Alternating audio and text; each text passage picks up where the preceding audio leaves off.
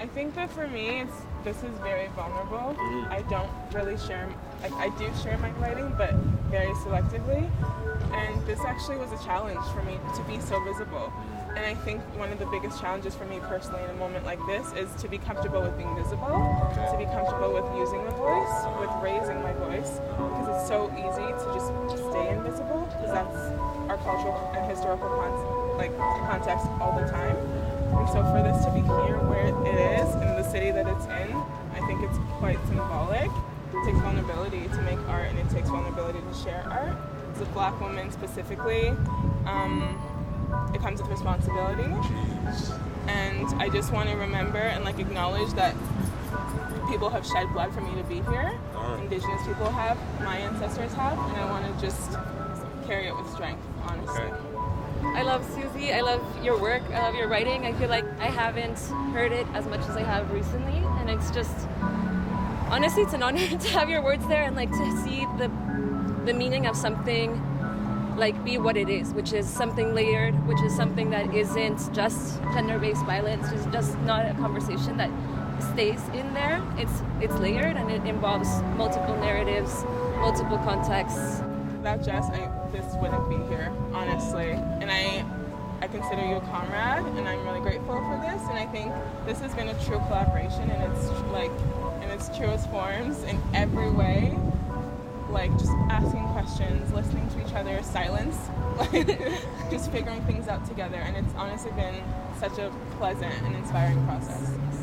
I think that I really hope that this inspires a level, a really deep curiosity in people. I really would love if people would walk by this, look at it, read it, and just reflect, just feel in their bodies something needed to change, a visceral feeling of change happening immediately. And I think that starts with curiosity, and it starts with self-reflection. I think that things like this is a living, breathing exemplification of an overlooked mini revolution. Part of this is hoping that this becomes more living through people, through action. I think through remembrance, this will always be here. Okay. It'll always have a presence and an impact. Not physically, but galactically maybe. Galactically, yes. I would say more walls. More walls. More walls. More public art, please. More public art. Yeah. Mm-hmm. Where these words can be held. The answer that we've gotten is that it's too controversial, it's too political, which is so fucked up because this is just about people, and it's just about community and justice and love and healing. And I think what people expected us to do was to sanitize the message, and there's no way to do that. Mm-hmm. And so we're not going to do that. And so fuck capitalism. And it's here, and we're not going to change it at all. And we decided that we're going to keep it exactly how it was. And if people choose to engage with offense about it, I think it just speaks why this is here in the first place. We're talking about specific, there's a demand that talks about anti-Black and anti-Indigenous racism because we die publicly. Okay, I support it. And so if our lives are going to be taken publicly, we're also going to speak publicly. Our voices are in private, and we speak to each other. And this is a conversation outwards.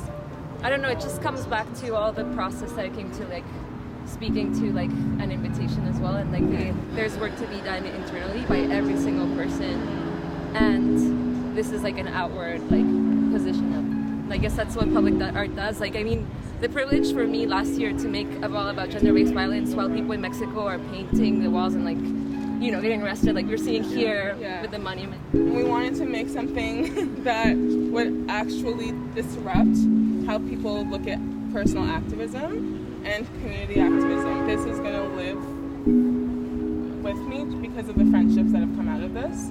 So many people were involved in painting this, putting this together, listening to my writing, listening to just so many voices and hearts were involved. And I think that I'll forever take the memories and the collaboration and the power of collaboration. Well, an invitation is an invitation, and it's a demand to develop and go deeper into community with each other. For me, it's about that interaction, that conversation that happened while we were collaborating and coming up with location, just all that moment. Even the first time we came, because we had iterations of quotes that ended up evolving more because of everything that has just been said. And I feel the first time we came and I was just painting alongside you, it was just